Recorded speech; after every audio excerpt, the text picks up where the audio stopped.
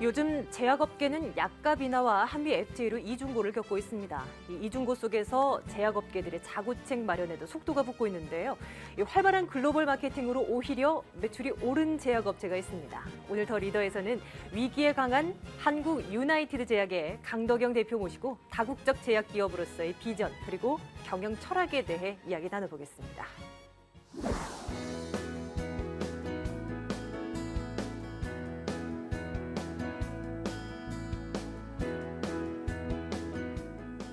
네, 대표님 바쁘신데 나와주셔서 감사합니다. 네, 우선에 감사합니다. 우리 시청자분들을 위해서요. 한국 유나이티드 제약에 대한 간단한 소개 좀 부탁드릴게요. 예, 유나이티드 제약은 거의 치료제가 99% 팔고 있는 치료제 전문 메이커입니다. 특별히 그 2010년, 11년, 2년 동안에 걸쳐서 미국의 잡지 포브스가 선정한 아시아 태평양 기업에서 200대 기업 안에 2년 연속 선정이 됐고, 금년에 보건사회부에서 정한 혁신 기업에 이번에 선정이 됐습니다. 그래서 우리 회사는 한국뿐만 아니고 미국, 베트남, 에집트 등의 생산 공장이 있고 30여 개국의 수출과 판매 활동을 하고 있습니다. 예, 왜 제약업계가 요즘 어렵다고들 많이 얘기하지 않습니까? 그런데 한국 유나이티드 제약의 그 실적 움직임은 좀 어떤지 모르겠습니다. 지난해도 그렇고 올해 1분기도 괜찮게 나오고 있는 편입니까? 뭐 1분기는 작년 수준 정도로 갔습니다. 예. 근데 국내 매출은 좀 줄었고 떨어진 부분을 해외에서 메꿔서 그래서 작년 수준에 도달했습니다. 예.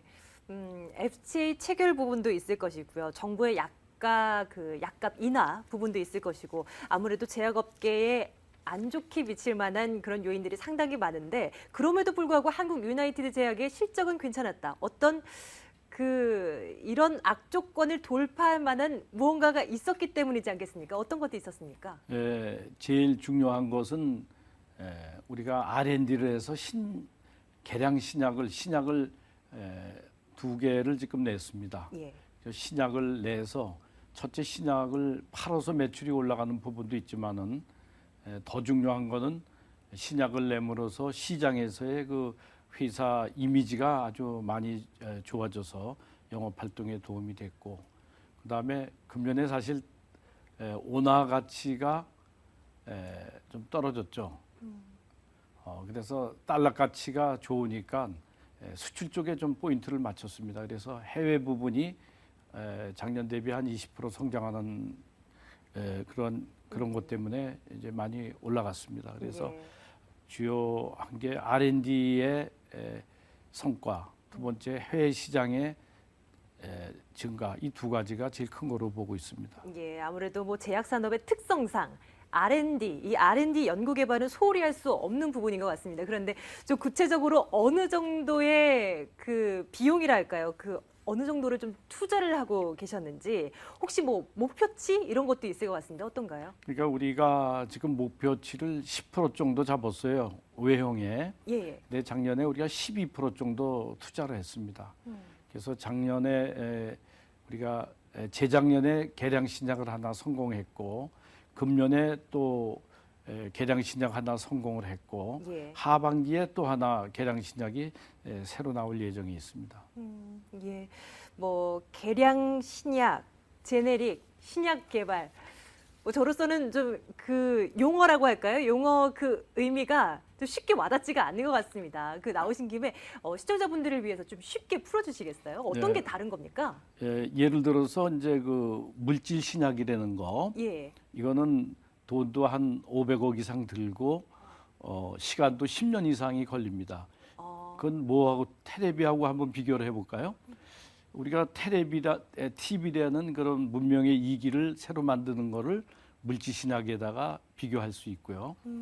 그다음에 이제 개량 신약이라는 것은 어떤 거냐면은 TV가 나왔는데 흑백 TV 아닙니까? 네. 사람들이 욕구가 이건 뭐 잘 안 보이고 그러니까는 개량한 컬러 TV가 나왔으면 좋겠다. 네. 그래서 흑백 TV에서 컬러 TV로 바꾼 겁니다. 그것이 개량 신약입니다. 그러니까 먼저 나온 물질 신약이 특허가 만료가 되면은 거기다가 그걸 개량을 하게 됩니다. 현재 나왔던 게 하루에 3번 먹었다 그러면 불편할 거 아닙니까? 그러면 하루에 1번 먹는 걸로 하고 거기다가 예전에는 부작용이 많았다 그러면 부작용을 줄인다든지 또 안정성을 더 확보해 준다든지 그래가지고 먼저 나온 물질 신약에다가 개량을 해서 더 좋게 만드는 게 개량 신약이고요. 그다음에 이제 제네릭이라고 그러는 거는 물질 신약이 끝나면은 그 제품을 물질 신약 나온 제품하고 똑같이 만드는 겁니다. 예. 그게 이제 같은 흑백 테레비를 만드는 거를 이제 제네릭이라고 그럽니다. 이제는 본격적인 내용 좀 들어보도록 하겠습니다. 한국 유나이티드 제약에 대해서 이야기를 듣고 있는데요. 한국 유나이티드 제약의 주력 상품, 제품 이거는 뭐 어떤 게 있을까요? 우리가 해외로 나가는 건 주로 항암제 쪽을 많이 수출을 하고요. 국내에서는 당뇨병 약, 순환기, 위장약 이런 쪽으로 주로 많이 팔고 있습니다. 개량 신약, 이 한국 유나이티드 제약이 개량 신약에 좀 집중하고 있는 이유는 무엇입니까? 이 개량 신약이 좀 보다 높은 수익성을 좀 가져다 주는 편인가요? 개량 신약을 만들면은 해외 수출하기가 편해요. 등록 서류 같은 것도 아주 해외에서 쉽게 받아주고 또 거기에 특허가 걸렸으니까는 판매하기가 아주 용이합니다. 그 다음에 개량 신약이 그 개발하는 시간도 물질 신약에 비해서 상당히 단축이 되고요. 또 하는 것도 비용 면에서도 한 100억이 안 되게 한 2, 30억이면은 하나씩 나올 수가 있습니다. 그래서 물질 신약보다는 오히려 현재 매출을 올리고 시장을 뚫고 들어가기는 아주 좋고요. 또 선진국에 있는 큰 다국적 제약기업들도 물질 신약은 이제 나올 만큼 나왔기 때문에 그렇죠. 전부 개량 신약으로 바꿔가고 있습니다. 그래서 우리가 재빠르게 개량 신약에서 다국적 큰 제약회사하고 경쟁하면은 이제 이길 수 있다는 생각이 들어서 이길 수 있는 분야에 특화를 했습니다. 보통 대표님 약을 하나 새로 개발해서 이제 출시하기까지 한 어느 정도 돈이 드는 겁니까? 물질 신약인 경우에는 미국까지 등록하려면 한 500억 정도는 들어야 되고요. 한 10년 봐야 되고 이 개량 신약 같은 거는 개발하는데 한 3년 정도 봐야 되고 빨라야 3년이고 미국 등록하는데 한 5년 뭐 그래서 한 8년은 고생을 해야지 미국 시장까지 들어갑니다. 그 연구 개발이라든지 뭐 약에 대한 특허 관리 측면이라든지 분명히 뭐 애로점도 있을 것 같습니다. 뭐 생각나시는 거 없으신가요? 이 제약 산업은 이 페이턴트 산업입니다. 특허를 거는 산업이에요. 그래서 내가 이스라엘에 있는 테바 회사를 가봤는데 연구 개발하는 인력보다도 변호사라든지 특허 관계하는 사람이 한 층에 전부 있습니다. 그게 특허 싸움이에요, 제약은. 그래서 이 특허 문제가 우리가 약합니다, 한국이. 제약 산업이 연구 개발 생산만 할 줄 알았지 이 특허 관계에 좀 해외에 너무 뒤떨어져 있는 부분이 이 부분이에요. 여기에 애로가 많죠. 개발을 한다고 하더라도 지키지 못하는 부분이 또 발생을 하는 거군요. 그렇게 하고 이게 특허 때문에 계속 재판장에 끌려다녀야 됩니다. 이게 어렵습니다.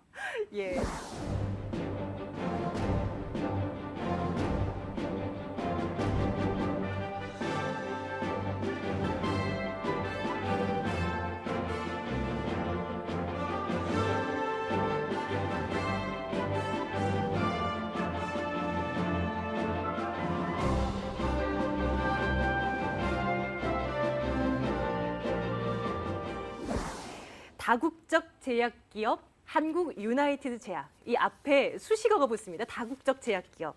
뭐 수출에도 집중하시다라고 이제 말씀을 해주셨었는데 현재 진출한 나라 개수로 따져본다면 한 40개 정도 되죠. 40개국 정도. 수출 비중은 주로 어느 국가에 집중되어 있습니까? 지금 많이 나가는 데가 우리가 베트남에 공장을 지어가지고 이제 현지화까지 다 생산해서 하고 있어서 베트남이 지금 제일 크고요. 아주 특이한 거는 이제 아세안 시장이 베트남에서 생산을 하면은 이제 자기들끼리는 아세안에 있는 국가들끼리는 허가도 쉽게 서로 인정을 하고 그다음에 마케팅도 서로 협력 관계가 있고 그래서 베트남에 공장이 있는 것이 사실 이제 앞으로는 아세안 진출하는 데는 한국 공장이 있는 것보다 한국 제약회사보다 훨씬 유리한 입장이 있습니다. 그러시군요. 예. 그 장벽이 좀 낮다라고. 엄청 낮아지죠. 예, 예. 관세율부터 해서 등록부터. 물론 그 나라마다의 특성, 문화 모든 것을 다 고려해야 되지 않겠습니까? 그렇죠. 그러니까 그 나라의 그 풍토를 봐야 됩니다. 그래서 어느 질병이 많은가를 봐야 되고 예.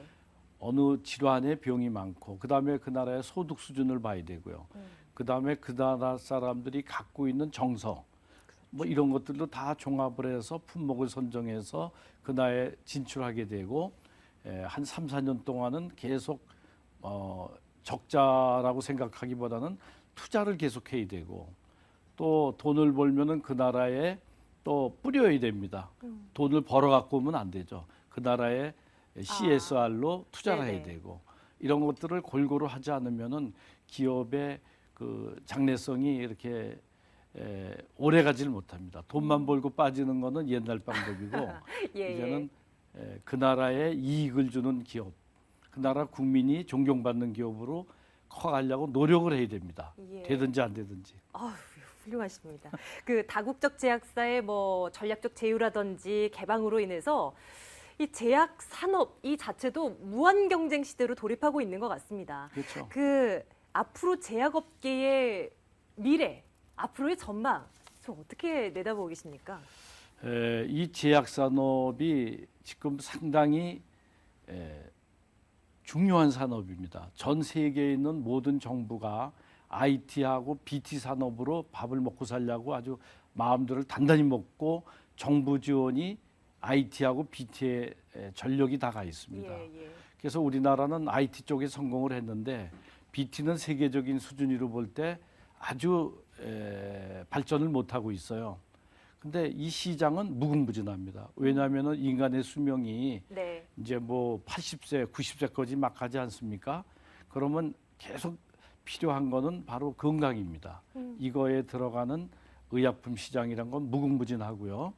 그다음에 세계 시장이 100이라고 봤을 때 우리나라 시장이 세계 시장의 1.5%밖에 안 됩니다. 그렇게 비중이 작은가요? 예, 우리나라가 15조 정도 파는데 예. 해외 시장이 한 1,700조 이 정도 되기도 하고 이제 그렇습니다. 그래서 1%에서 왔다 갔다 하기 때문에 뭐 말은 1.3%라고 그러는데 자관 나머지 99%의 시장이 전부 해외에 있습니다. 그래서 우리가 국내에만 안주해 가지고는 도저히 안 되고 앞으로 국내를 기반으로 세계로 나가는 마케팅 전략이 꼭 필요하고 시장은 세계적으로 무궁무진하고요. 그런 세계 제약업계를 제칠 만한 어떤 마케팅 전략도 좋고요. 뭐 다른 그 한국 유나이티드 제약만의 경영 철학, 전략이 있을 것 같습니다. 잠깐 좀 엿볼 수 있을까요?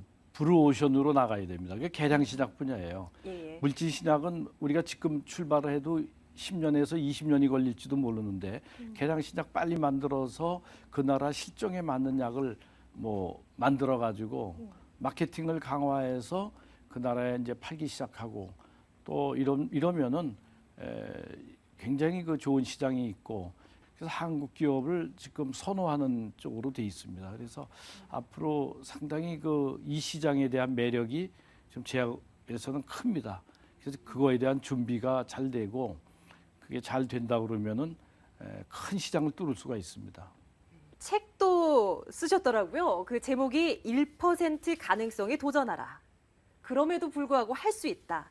이 책 두 권을 또 이제 집필을 하신 건데 대표님 책 제목에서부터요. 어떤 뭐 약간은 고집스러움 이런 것이 좀 엿보입니다. 꼭 저도 서점에 가서 이 두 책 꼭 읽어보도록 할게요. 대표님을 멘토로 삼고 있는 청년들도 굉장히 많을 것 같습니다. 그 청년들께 또 한 말씀 해주셔야 되겠죠. 요새 젊은 청년들이 우리 세계로 많이 진출하고 어학 실력도 탁월하고 여러 가지가 상당히 장점이 많습니다. 근데 한 가지 부족한 걸 참 얘기하라면은 끝까지 물고 늘어져서 하는 그러한 끈기, 끈기가 좀 있네, 약한 것 같아요. 그래서 이런 걸 우리 이제 옛날에는 좀 신념이라는 말로 좀 거창하게 썼습니다. 좀 와닿진 않지만요. 그래서 할 수 있다는 그 신념이 네. 그 사람을 성공으로 이끌어 줍니다. 그래서 신념은 내가 꼭 할 수 있다는 신념, 내가 뭐를 할 수 있다는 신념은 일을 성취하는 힘이 있어요. 그래서 그 신념이 약하면은 그 자기가 원하는 데를 끌고 가지 못합니다. 그래서 반드시 신념은 자기를 성공시키는, 성취시키는 힘이 있다. 끝까지 꿈을 접지 말고 밀고 나가라 하는 얘기를 제가 꼭 드리고 싶고요. 예. 그다음에 세계 마케팅을 나가보면요. 내가 30대부터 시작해서 가방 들고 세계를 뭐 몇 바퀴 돌 정도로 와, 네. 그래서 내가 그 40개국을 거의 뚫은 겁니다. 가서 나라를 직접 가서 가셔서. 내가 예. 거래선을 다 뚫었는데 가보니까는 참 고통스러운 게 많죠. 그렇지만은 꼭 하겠다는 신념 때문에 네. 했죠. 해보니까 종교와 그 나라의 종교와 그 나라의 문화를 이해를 해야지 글로벌 마케팅을 할 수 있다. 그래서 반드시 젊은 청년들에게는 예. 글로벌 마케팅을 할 수 있는 인문학적인 지식이 있어야 되겠다. 그 얘기를 꼭 해주고 있습니다. 또 그 나라에 우리가 신세진 거 이게 무기가 되더라고요. 우리가 신세진 게 무기예요. 예. 그래서 그게 좋은 영업의 자질, 영업에 더 오히려 우리가 못 살았던 거, 가난했던 거, 네. 남한테 고마워할 줄 아는 마음, 이게 큰 마케팅의 무기더라고요. 그래서 그거를 젊은 사람들이 잘 활용을 해서 우리가 이렇게 고통의 역사지만 이것이 오히려 상대방을 마음을 열게 하는 문화다. 그런 거를 내가 젊은 사람들한테 꼭 얘기를 해주려고 합니다. 예. 회사 직원들에게 강조하시는 부분도 있을 것 같습니다. 뭘 들 수 있을까요? 경영 철학과 통하는 부분이라든가 뭐가 있을까요? 내가 얘기하는 거 제일 중요한 건 인스파이트 오브 정신을 얘기를 합니다. 그럼에도 불구하고 예. 해놔라. 비코스 오브는 뭐뭐 때문에 못했다는 게 비코스 오브고 인스파이트 오브는 그럼에도 불구하고 해내라. 내가 배가 아파서 못했습니다. 네. 애가 아파서 못했습니다. 그런 얘기 하지 말고 그럼에도 불구하고 네가 맡은 일은 다 해내야 된다. 그 얘기를 하고 그다음에 우리가 한국 시장은 좁으니까 세계 시장으로 가자. 그런 철학. 그다음에 우리가 번 돈은 결국은 사회에 어느 정도 환원을 해야 된다. 그런 얘기를 했습니다. 그래서 우리가 CSR이라고 그러죠. 한 20년 전부터 그 얘기를 했는데 요새 와서는 이슈가 되고 있죠. 이슈가 돼서 네. 직원들도 처음에는 사장님 그 돈이 있으면은 우리들 직원들에게 주시오. 한 푼 더 드리고 한 번 더 하다가 요새는 10년 20년 지나니까 사장님 말씀이 낫네. 이런 얘기가 이제 나옵니다. 네. 그래서 그 사회 공헌 제도 그것도 굉장히 중요한 것 같아요. 얼마 전에 보니까 납세자의 날 기획재정부 장관상에 기업 윤리 대상에 또 최근에는 제약회사 중에서는 유일하게 고용 창출 100대 우수 기업으로 그것도 한 번이 아니라 두 번씩이나 꼽히셨습니다. 뭔가 있으니까 이런 상을 받은 게 아니겠습니까? 근데 하여튼 그래 제가 사업하면서 이제 재벌이 되기를 원하지는 않고 돈 벌어서 그게 결국은 돈이라는 게 그렇게 중요하지만은 기업에서 돈 버는 게 제 일 목표는 틀림없죠. 그렇지만은 개인적으로 볼 때는 그게 무의미한 일이에요. 개인적으로 볼 때는 예. 어느 사람이 돼봐야 재벌밖에 더 됐냐는 얘기를 하는데 그게 안 부러워지기 시작. 이제 나이가 많이 드니까 그게 부러워지질 않아요. 돈 버는 게. 근데 이게 내가 쭉 기업을 하면서 무엇을 남겼느냐 이걸 이제 따지는 나이가 된 것 같아요. 그래서 기업의 목적은 고용 창출을 해야 된다 하는 생각이 들어요. 웬만하면은 자꾸만 기업이 커가면서 고용을 창출해 주면은 그 사람이 사회 그 사람이 사회 공헌을 하는 거예요. 가정이 행복해질 수가 있고 굉장히 중요한 거를 느꼈고 고용 창출이 중요하고 세금 잘 내고 그다음에 그 그 번 돈에서 일부를 또 사회에 환원을 해서 더 우리의 도움을 기다리는 사람이 있다 그러면은 그걸 베푼다 그러면은 밝은 사회로 우리가 가는데 기업의 역할을 할 수 있지 않느냐. 그건 옛날부터 생각을 했는데 결국은 그 생각이 많은 것 같아요. 많은 것을 이제 말씀해 주셨는데 혹시 이제 끝으로요, 대표님께서 원하시는 뭐 목표라든지 아니면 뭐 추진하고 계시는 프로젝트가 있다든지 아니면 개인적인 뭐 꿈이 있다고 하든지 뭐가 있을까요, 대표님?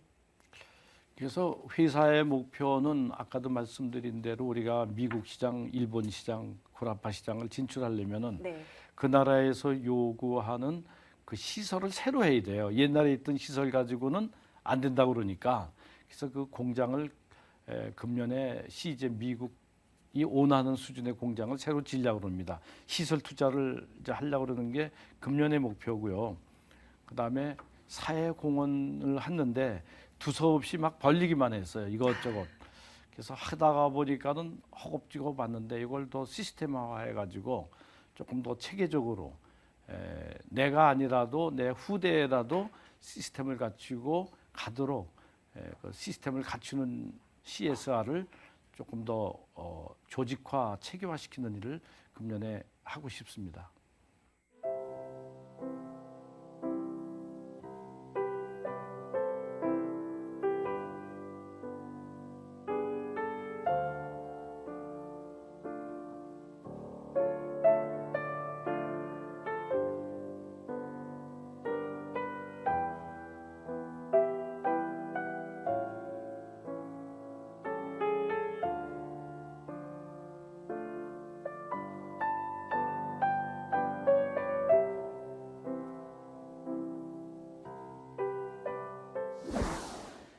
제약업체들의 올해 화두는 생존이라고 합니다. 오늘 만나본 유나이티드 제약의 생존 방법은 조금 남다르죠. 어려울수록 더 많이 투자를 하고 더 많이 돕고 그리고 1%의 가능성이면 충분하다라는 것이 유나이티드 제약의 전공법입니다. 앞으로도 더 주목하게 될 것 같습니다. 더리더 오늘 여기까지입니다. 한국 유나이티드 제약의 강덕영 대표 모시고 말씀드렸습니다. 대표님 오늘 말씀 고맙습니다. 네, 감사합니다.